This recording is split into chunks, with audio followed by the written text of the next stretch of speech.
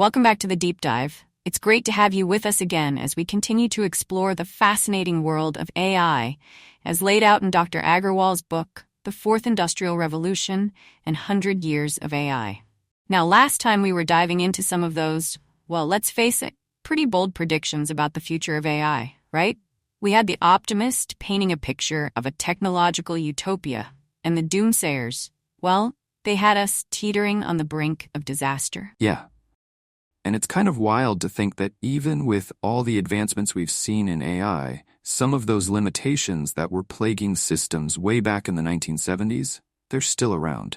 It's like AI took a wrong turn somewhere and ended up stuck in a time warp. I mean, we even saw how those supposedly sophisticated deep learning networks could be easily fooled. They end up having these, what Dr. Agarwal calls, machine hallucinations. Exactly. And that actually leads us perfectly into the next part of the book, where it delves into two characteristics of AI that, well, they could have some pretty serious consequences. He calls them machine endearment and malware injection. Okay, I have to admit, those names definitely have me intrigued. Before we really jump into those, can you maybe give us a quick overview of what we'll be covering?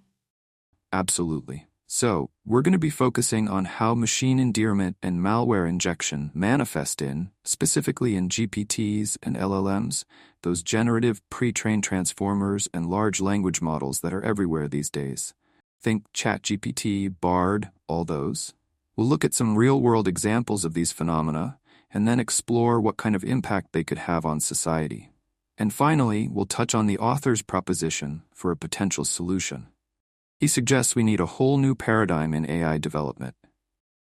Okay, that sounds both fascinating and a little bit unnerving. All right, let's unpack this machine endearment idea. What exactly are we talking about here? Well, imagine an AI that's so good at mimicking human communication that people just implicitly trust it, even when it's spouting complete nonsense. That's the essence of machine endearment. So it's like being charmed by a smooth talker, even when you kind of suspect they might not be on the up and up. Precisely. And the book actually highlights a real-world example that illustrates this perfectly. Back in June 2023, a theologian in Vienna used ChatGPT to create and deliver a 40-minute sermon to a congregation of 300 people.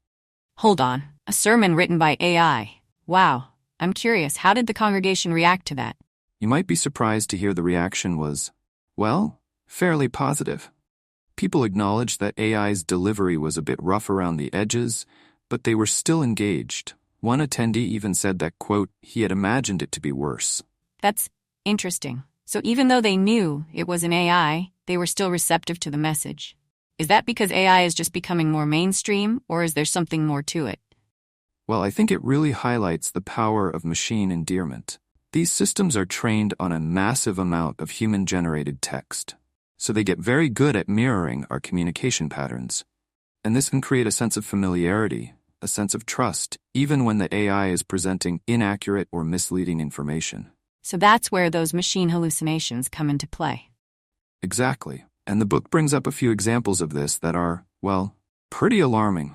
For instance, researchers at NewsGuard were able to prompt ChatGPT to generate false information about the Pfizer COVID-19 vaccine. It made up this whole claim about Pfizer secretly adding an ingredient to reduce heart risks in children, which, of course, is completely false. Wow. Spreading misinformation like that, especially about something as sensitive as vaccines, that could have serious consequences. Absolutely. And there's another example. A journalist, Samantha DeLuia, she was experimenting with ChatGPT and asked it to rewrite a news story she had already written. The AI produced a convincing article, but it actually fabricated quotes from the CEO of Stellantis, made it sound like he was justifying layoffs because of the cost of electric vehicle production. So it's not just generating false information, it's actually putting words in people's mouths.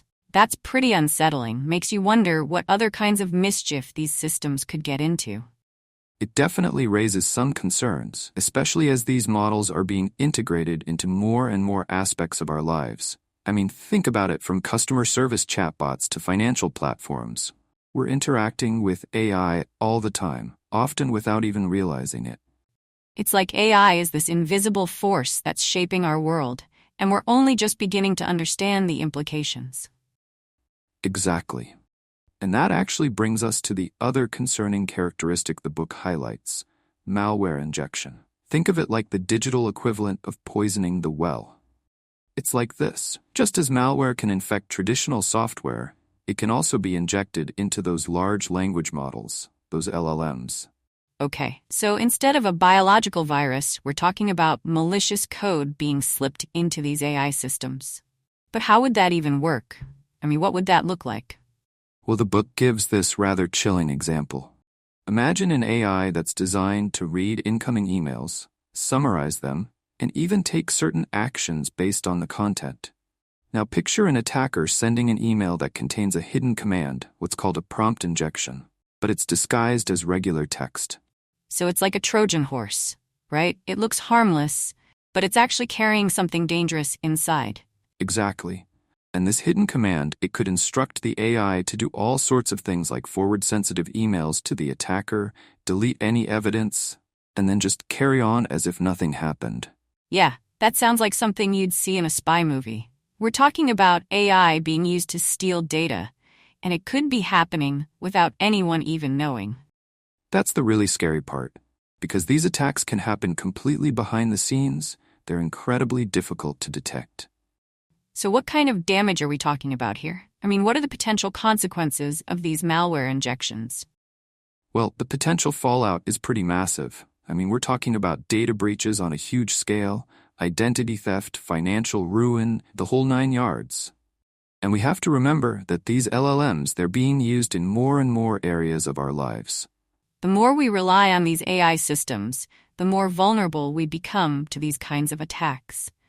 It's like we're caught in this balancing act between innovation and risk. That's a good way to put it.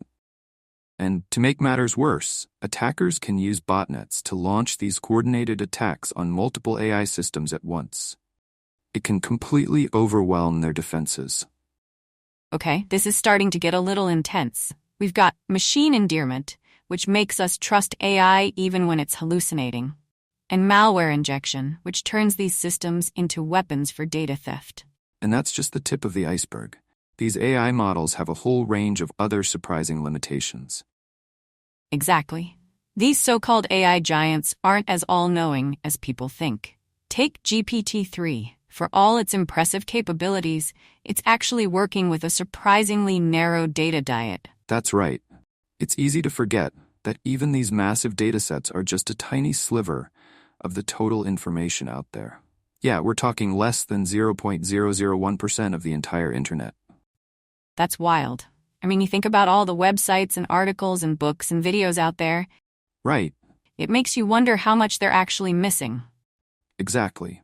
It's like trying to learn about the entire world by reading a single page from a dictionary. You might pick up a few words, but you're going to miss the bigger picture. And this limited data diet has real implications for their accuracy and ability to understand complex concepts. So it's not just the amount of data, but the type of data, too. Absolutely. LLMs struggle with specialized knowledge. Think of fields like advanced physics, complex medical diagnoses, or even something like interpreting legal documents. They simply don't have the depth of understanding that comes from years of experience and focused learning in a specific field. Right, because expertise isn't just about memorizing facts. It's about understanding the nuances, the context, and the connections between things. It's about knowing what information is relevant and how to apply it in different situations. Exactly. Remember when Facebook released that Galactica model? Oh, yeah. It was trained on a ton of scientific papers, but ended up generating inaccurate and even misleading information. It highlights the limitations of just throwing data at a problem without understanding the underlying principles and complexities. So even with all that scientific data, it still couldn't replicate real scientific expertise. Well, think about how humans learn. We don't just passively absorb information, we experiment. We make mistakes. We learn from our experiences. We build up a rich, interconnected web of knowledge over time. And importantly, we develop a sense of what's right and wrong, ethical and unethical. LLMs, as they are now, lack that fundamental understanding of human values and morality. Okay, so that brings us to the whole ethics debate surrounding LLMs. It feels like a minefield sometimes. with so many different perspectives and concerns. It's true. LLMs in their purest form are simply sophisticated pattern recognition machines. They don't have an inherent understanding of right and wrong, good and bad. And this raises some really tricky questions about how we control their output and ensure they're used ethically. Yeah, we've seen examples where these models generate harmful or offensive content, and that's obviously something we need to address. But how do you teach an LLM to be ethical when it doesn't even understand the concept of ethics? That's the million-dollar question, isn't it? Developers are trying different approaches, like using guardrails and filters to restrict certain outputs. But even these solutions are imperfect and raise concerns about censorship and bias. It's a balancing act for sure. You want to prevent the LLM from generating harmful content, but you also don't want to stifle its creativity or limit its ability to explore different ideas. Right? Because if you're constantly censoring the LLM, you might end up with something that's very safe, but also very bland and unoriginal. Exactly. It's like trying to write a novel without using any adjectives. And it raises the question of who gets to decide what's acceptable and what's not. It's a slippery slope, and there are no easy answers. So it sounds like teaching an LLM ethics is more than just a technical challenge. It's a philosophical one, too. Absolutely. It forces us to confront some fundamental questions about human values, freedom of expression, and the role of technology in shaping our society. It's definitely something we need to be thinking about carefully as these technologies become more powerful and more integrated into our lives. Agreed. And speaking of limitations, there's another one that's worth discussing: the issue of word limits. LLMs, as impressive as they are, still struggle with long-form content. Yeah, I've noticed that if I ask an LLM to summarize a lengthy article or write a detailed report, it often loses coherence or misses important points. Why is that? Well, it comes down to the way these models process information. Remember the attention mechanism we talked about? Yeah. It allows the LLM to focus on the most relevant parts of the input. But even the most advanced attention mechanisms have limits. They can only hold so much information in their working memory at once. So it's like trying to juggle too many balls at the same time. That's a good analogy. When an LLM is faced with a very long piece of text, it can struggle to keep track of all the important details and connections. It might forget earlier parts of the text as it processes later parts, leading to inconsistencies or a loss of overall coherence. That makes sense. So are there ways to overcome this limitation? Are researchers working on ways to give LLMs longer attention spans, so to speak? Yes, absolutely. This is an active area of research, and there are some promising developments. I think it's important to remember that LLMs are still a relatively young technology. They've made remarkable progress in a short amount of time, but they're still far from perfect. Right. It's easy to get caught up in the hype and forget that we're still in the early stages of development. So with all these limitations in mind, how should we be thinking about LLMs? Are they powerful tools with untapped potential, or are they just clever toys that will never truly match human intelligence? I think it's a bit of both. They are powerful tools, no doubt. They can automate tasks, generate creative content, and help us understand complex data in new ways. But we need to be realistic about their limitations and use them responsibly. So it's not about replacing humans, but about augmenting our abilities. Exactly. Think of LLMs as collaborators, not competitors. We can leverage their strengths while acknowledging their weaknesses.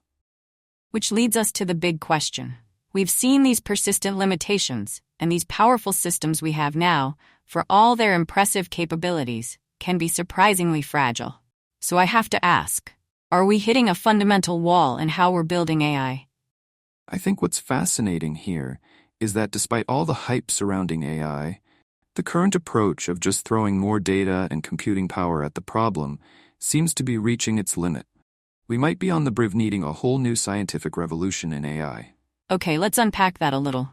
You're saying that even with these large language models, the technology behind things like ChatGPT, which are trained on like mountains of data, those still have significant limitations. Precisely.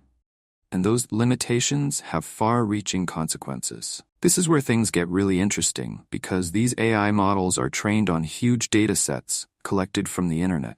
It raises a thorny legal question. Who owns that data? And that question has sparked some major lawsuits. For example, Getty Images is suing Stability AI, claiming they used copyrighted images to train their AI algorithms. Which makes sense. And artists and writers are starting to push back as well, right? Exactly. There are cases of artists suing for copyright infringement, claiming that AI companies are profiting from their work without permission. Think about it. If an AI generates an image that's strikingly similar to an existing copyrighted artwork, is that a new creation or simply a regurgitation of patterns learned from the training data? That's the core argument in many of these lawsuits. Yeah, it sounds like we're entering a whole new legal frontier regarding AI and copyright. What does this mean for companies using these technologies? It's a bit of a minefield, honestly. One example that comes to mind is the situation with Samsung. They were using ChatGPT internally, even feeding it confidential company data, before they realized the massive confidentiality implications. So they had to quickly change course to avoid potentially leaking sensitive information. Yes, they had to slam the brakes on that practice pretty quickly. It's a cautionary tale for any company considering using these large language models without carefully considering the potential risks. Definitely a wake-up call. Now, shifting gears a bit, what about machine endearment? How could that be exploited? Machine endearment is that tendency for AI systems to be incredibly persuasive and engaging, and while that might sound appealing at first, it can be weaponized. Can you give us an example of how that might play out in the real world? Absolutely. Remember those lawyers who used ChatGPT to find legal precedents for their case? Yeah. The AI actually fabricated entire cases, completely made them up, and the lawyers, taken in by the seemingly authoritative tone of the AI, didn't realize they were being fed bogus information.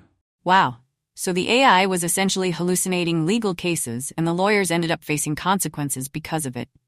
Exactly. And it highlights the danger of blindly trusting AI, especially when it comes to important matters like legal proceedings. This tendency to be persuasive, even when the information is inaccurate, is one of the most concerning aspects of machine endearment. And this persuasiveness could be used in other ways too, right? What about the potential for AI to be used in scams or even to fuel addiction? That's right. Think about romance scams, which already cost victims billions of dollars every year. Imagine an AI chatbot armed with vast amounts of personal data and programmed to be utterly charming and persuasive, targeting vulnerable individuals. It's a recipe for disaster. That's a chilling thought. It's easy to see how someone could be drawn in by a chatbot that seems to understand and care about them, especially if they're feeling lonely or isolated. Precisely. And the potential for harm is real. People might start substituting real human interaction for endless conversations with a chatbot, which could actually exacerbate feelings of loneliness and create a kind of digital dependency. Yeah, it's almost like something out of a dystopian science fiction novel. But what about the impact on real human relationships? Could spending too much time with an AI companion actually damage our connections with other people? This raises an important question, and it's one we need to consider carefully. Real human relationships are messy. They involve arguments and disagreements. But AI chatbots are designed to please. They're programmed to avoid conflict. So it's easy to see how someone might start to prefer the always agreeable AI companion to the complexities of real human interaction. It makes you wonder about the long-term consequences, doesn't it? Are we headed toward a future where people are more comfortable connecting with machines than with each other? It's a question we need to grapple with, for sure. But it's important to remember that AI is a tool, and like any tool, it can be used for good or for ill. The key is to be aware of the potential risks and to use AI in a way that benefits humanity, not harms it. Well said. Now I want to touch on one more important point. You mentioned something about the training of these large language models reaching a maturation point. Yes, this is a crucial point. The current approach to developing AI, throwing more data and computing power at the problem, seems to be hitting a wall. These models require immense resources, electricity, human labor, you name it, and the costs are skyrocketing. So what's the solution? Where do we go from here? That's the million-dollar question. Some experts believe that we're on the cusp of a new scientific revolution, and AI. one that moves beyond brute force engineering and starts to truly mimic the complexities of intelligent life. So instead of just building bigger and bigger models, we need to fundamentally rethink our approach to AI. Exactly. We need to develop AI systems that can learn and adapt in more sophisticated ways, that can reason and understand the world around them, not just crunch data. It sounds like we're at a crossroads. Will the next generation of AI be driven by even bigger models? Or will a radical shift in our understanding of intelligence lead to something entirely different? That's the question we'll be exploring further. It's a fascinating and frankly somewhat unnerving prospect, isn't it? Definitely. This has been a truly thought-provoking conversation. I feel like we've only just scratched the surface of this complex and rapidly evolving field. Absolutely. There's certainly a lot of momentum behind the current deep learning approach, and it's been undeniably successful in many areas. But there's also a growing awareness that we might be approaching the limits of what's possible with this approach. And the costs are becoming increasingly difficult to ignore. Right? We talked earlier about how much energy and resources it takes to run something like that GPT. Trying to scale that up even further would be incredibly demanding. Exactly. The environmental impact alone is significant. These massive AI models require a tremendous amount of energy to train and operate. And then there are the ethical considerations. Are we comfortable concentrating so much power in the hands of a few large tech companies that control these resources? It's a valid concern. So this isn't just a scientific or technological challenge. It's a societal one as well. Absolutely. The future of AI is deeply intertwined with the future of humanity. And we need to be having these conversations about the ethics, the risks, the potential benefits, if we're going to shape that future in a way that works for everyone.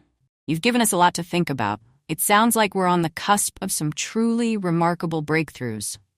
But as we navigate this new frontier, it's important to remember that AI is a tool. And like any tool, it can be used for good or for ill. I couldn't agree more. And that brings us back to the core message of this deep dive. We've explored the limitations of AI not to diminish its potential, but to encourage a more nuanced and informed understanding of this powerful technology. What an incredible journey we've had. From exploring machine endearment and malware vulnerabilities to uncovering the hidden limitations of AI, we've seen how these challenges could profoundly impact human society and potentially spark an entirely new scientific revolution. We've definitely covered some serious ground today. We have, and one of the most important takeaways, I believe, is that the future of AI is not predetermined. It's something we're all shaping together. So, what can our listeners do to be more informed and engaged participants in this conversation? First and foremost, stay curious. Keep asking questions, challenging assumptions, and exploring different perspectives. The more you learn about AI, the better equipped you'll be to navigate the opportunities and challenges it presents. That's great advice. And don't be afraid to get involved. There are countless ways to contribute, whether it's through supporting research, advocating for responsible AI development, or simply having these conversations with friends and family. Absolutely. The future of AI is too important to be left to a select few. It's a conversation that needs to involve all of us. Well said.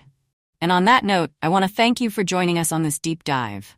I hope it sparked some new ideas and inspired you to keep exploring the ever-evolving world of artificial intelligence. It's been a pleasure. And before we sign off, I want to give you a little preview of what's coming up in our next episode. We're going to delve into the fascinating world of data, specifically the advantages of using large amounts of noise-free data when training AI systems. It might seem counterintuitive. More data is always better, right? But as we'll explore, the quality of the data is just as important as the quantity. We'll also be taking a closer look at the critical issue of bias in data, examining how bias can creep into datasets and the potential harms it can cause, particularly in sensitive domains like healthcare, criminal justice, and financial systems. It's a topic with profound implications for all of us. So if you're interested in understanding how data shapes the AI systems we use every day, be sure to tune in next time for another deep dive. Thanks again for listening, everyone. We'll see you next time.